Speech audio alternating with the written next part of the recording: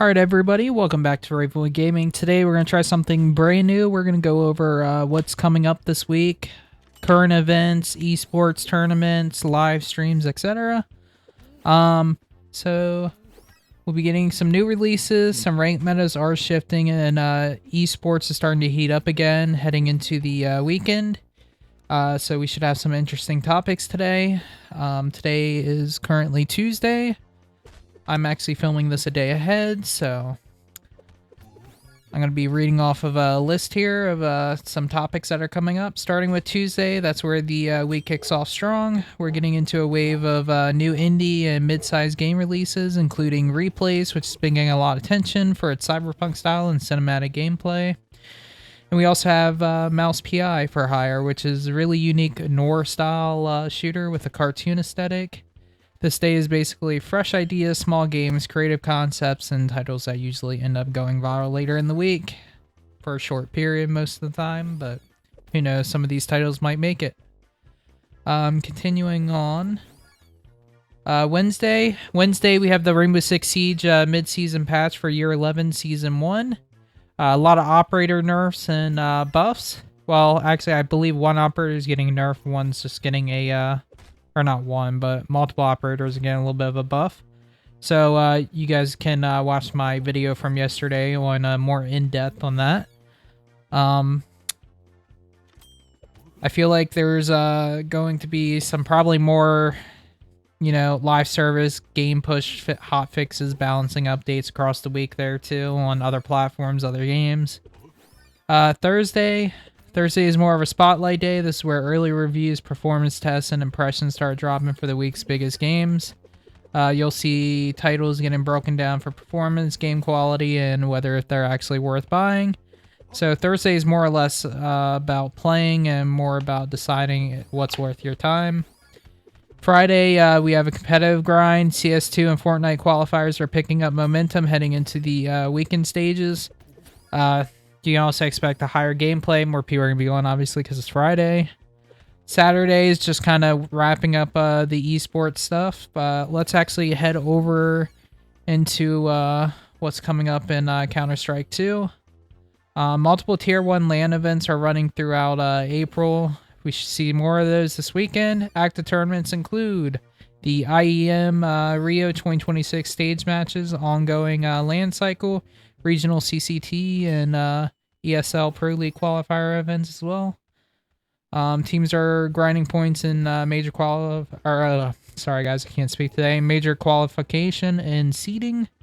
Right now, CS2 is in a build-up phase towards major lands, meaning no single dominant storyline yet. Lots of roster testing, upsets happening in qualifiers. So we got some meta and gameplay trends happening too. Fast-paced T-side executions are rising again. AW per impact is... Guys, I'm not big in CS2, so you're going to have to excuse me with some of these terms. Impact's still huge, but utility-heavy setups. Teams are prioritizing mid-round calling over pure aim deals. Top... CS2 teams right now on the global scene: Team Vitality, Nature Sincere, FaZe Clan, G2, and Team Spirit. All of those are also teams that also play in the Pro League circuit on Rainbow. Spring and summer circuit, we have the ESL Pro League season going on right now as it continues throughout the spring here into summer. Blast opens, Blast reveal events for CS2, major LAN build-ups towards the IEM calling 2026 major level event. Alright, and now we're going to head over to Valorant updates. Active right now, the VCT 2026 Stage 1 regional leagues ongoing. Teams are competing for championship qualifiers.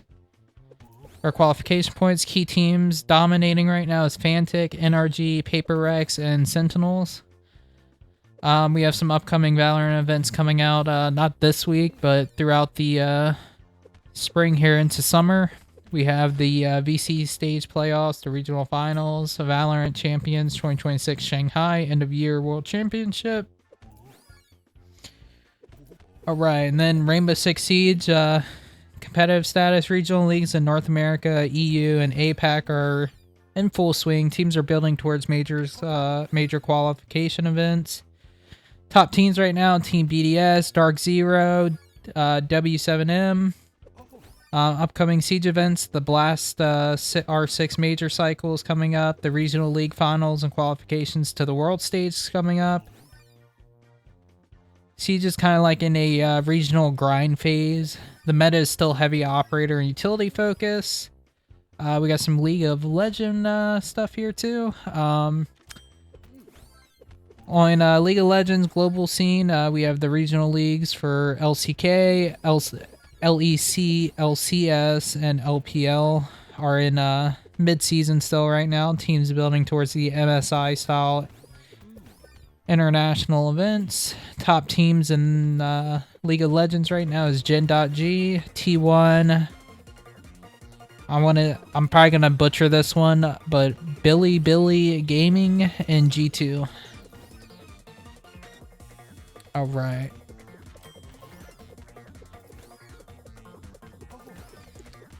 So pretty much in the world events on the world stage, we pretty much just have some, we got regional qualifiers, people getting ready for, the full eSports scene.